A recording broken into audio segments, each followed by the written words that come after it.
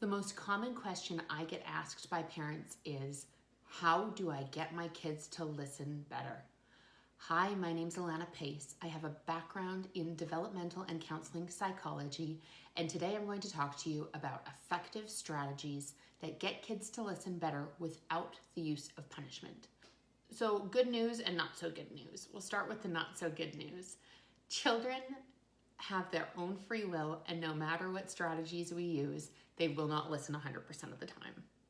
It's sad but true. The good news is that whether you are finding that your child struggles with listening in terms of getting ready and getting out the door for school, homework, chores, whether they're particularly strong-willed, or if they have big emotions when things don't go their way, there are strategies in here for you. So the first tip that I have might seem obvious, but it isn't always obvious to me. And that is make sure that their basic needs have been met. I'll give you two examples from my kids. One is my son. There have been times where I have asked him to do the same thing again and again, or I have seen his behavior greatly deteriorate, and I've wondered, what is going on? I've even said to him, what is going on? He hasn't been able to articulate it at 5 years old. And then I realized that all he needed was a snack. His blood sugar was crashing, he has crazy metabolism, and his inability to listen came down to the fact that he was just hungry. With my daughter, our most common pitfall is her feeling disconnected. Now, there are times where I can be busy with work or household chores and everything is smooth sailing. But every once in a while, I will notice her behavior will start to deteriorate. And what it is that I haven't spent some quality one-on-one time with her. Now that quality one-on-one time could be just 10 minutes out of the day to go do a puzzle or to color a coloring sheet together or something along those lines. But as soon as I do that, all of a sudden her behavior improves so much. Now, the second tip I have for you is connect and then direct. So obviously connection is one of those basic needs that children need to be able to listen better. What I mean by connect and direct, though, is in the actual moment that you want your child to do something. So an example is my son is playing with his Minecraft Lego. He set it up all over the dinner table. It looks amazing. I need him to clear the table quickly, and I need him to clear the table quickly. I want him to set the table, and I need him to be ready to sit down and eat. Instead of going up and saying, clear the table and set it, if I'm connecting and then directing, what I would do is come up and say, wow, look at your setup. I really love what you've done with, this looks so cool. Okay, we need to pack this up so that we can sit down and eat dinner. But once dinner's done, you can take your Minecraft Lego out again. What I've done here is I've acknowledged that he's in the process of doing something really exciting or really meaningful, and he probably doesn't really want to stop doing it, but by appreciating what he's doing, then he feels a bit better. Now, that might seem a bit foreign, and it will be at first, but the more you practice it, the more it will become instinctive. And the more you do it, the more you'll notice that you won't experience power struggles in kickback as much. Now, the other part of this is direct. You'll notice that I didn't say request. You're not going to go up and say, can you put away your Lego? Because you're not actually looking for a yes or no. He doesn't have the option of saying yes or no to this question. You're directing him. You're saying, now it's dinner time. One of the things that happens with positive parenting is people mistakenly think that it's much more passive. You're still the parent and you're still in charge. It just is about respecting the child while being in charge. So by omitting the question, there no longer is the option for yes or no. Is there a chance they still will say no? Of course. But then you can go back to that whole thing of, this wasn't a question. I said it needs to be done now. One of the things that happens with positive parenting is people mistakenly think that it's much more passive. You're still the parent and you're still in charge. It just is about respecting the child while being in charge. My third step for improving listening is to ask your child when they plan to complete a given task. Now, this might sound like you're entering into a slippery slope of permissiveness.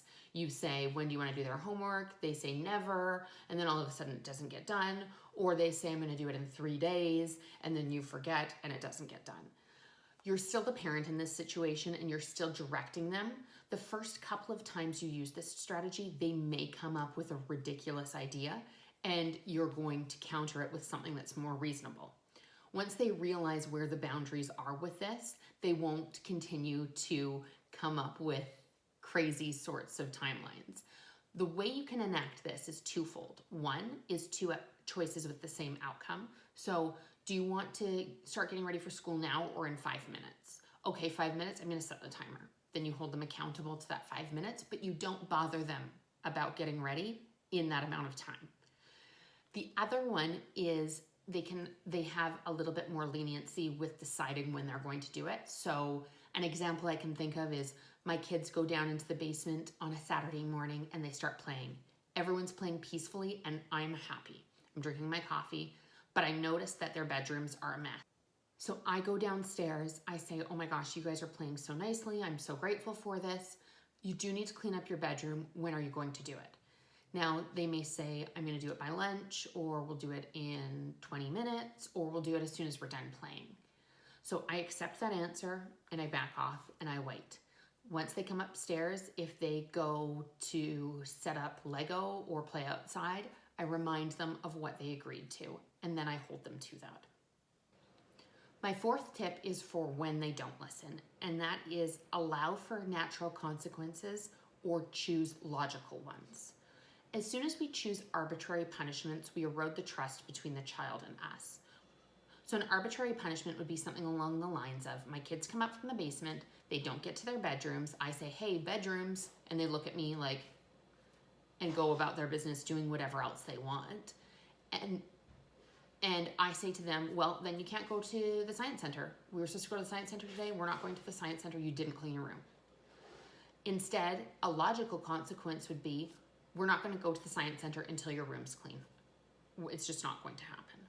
Another logical consequence that can work well in the context of cleaning a bedroom is if you don't clean up your stuff, when I come through and I'm about to vacuum, anything that's left on the floor, I'm going to assume you want to donate. I'll give you an hour, but when that hour is up, anything that's left is gone. Or it could be, I'm going to give you 15 minutes, or I can give you 5 minutes. It doesn't have to be an hour. Now my 2-year-old's joined us. But my final tip is to not speak to your child when he or she is in a reactive state. So we talked about the impact of negative language and how it puts a child into a reactive, not responsive state. This is kind of along those lines. So if you have said, we're not going to go to the science center until the room is clean, and your child starts crying and has a meltdown or gets really angry and slams the door, what you're going to do is you're going to wait for the emotional storm to pass. We are not receptive to feedback regardless of age, but especially when we're younger, if we are emotionally charged. You can go in and acknowledge the emotion and say, I know you're so upset right now. You're really angry you have to clean your room and you want to go to the science center right now.